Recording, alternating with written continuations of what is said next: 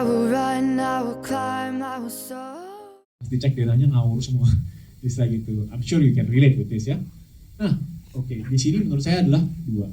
Kita mulai naik satu tingkat nih, saya sebutnya national level.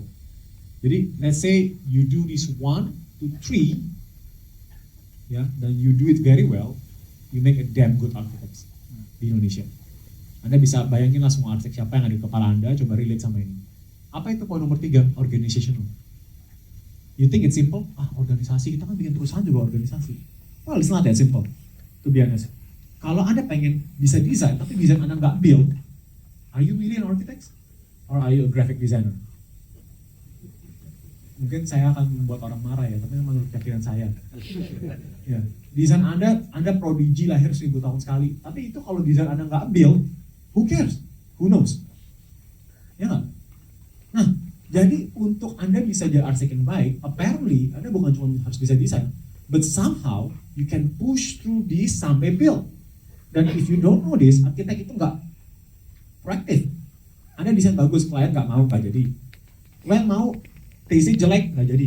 Klien mau taste-nya bagus, nggak punya duit, nggak jadi. Klien mau punya taste, punya duit, kontraktor nggak bisa bangun, nggak jadi. Klien mau punya taste, punya duit, kontraktor bisa bangun, izin nggak keluar, nggak jadi. So, what I'm trying to say here adalah supaya portofolio Anda itu terbangun dan dunia bisa melihat, oh, he's a damn good architect. It takes more than just a design. This is where number 3 comes in.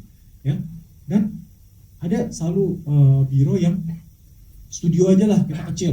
Ya, setiap kali kita bikin sistemnya, misalnya per 5 tahun staffnya harus keluar. Menurut keyakinan saya. Ya, per 5 tahun keluar ya. Sebenarnya biar bosnya nggak bayar mahal aja.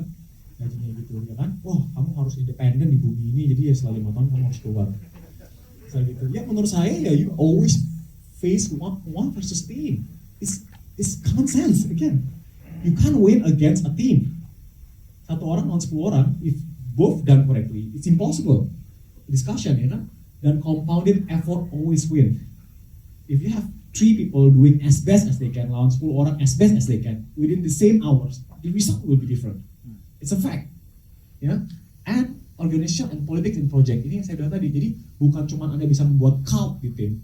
Misalnya ada sebuah cult yang super kuat. Jadi biro ini bukan cuma one man army, but the whole team was like the system, commission system, reward system, documentation system, education system, semua dalam di tim dia. Cara dia edukasi di proyek, cara dia push this proyek through. Anda bisa lihat gila tuh satu biro setahun jadi berapa proyek?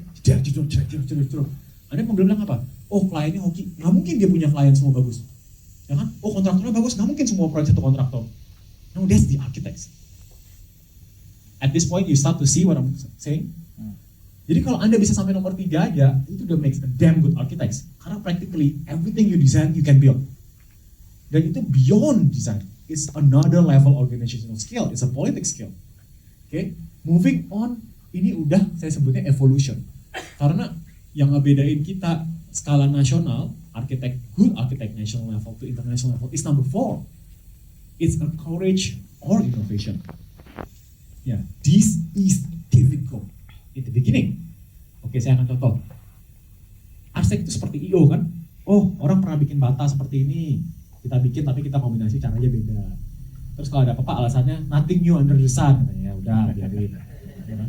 Tadinya nata batanya gini, sekarang nata batanya jadi gini gitu kan. Terus saya itu, oh tadinya bedroomnya di sini jadi begini gitu.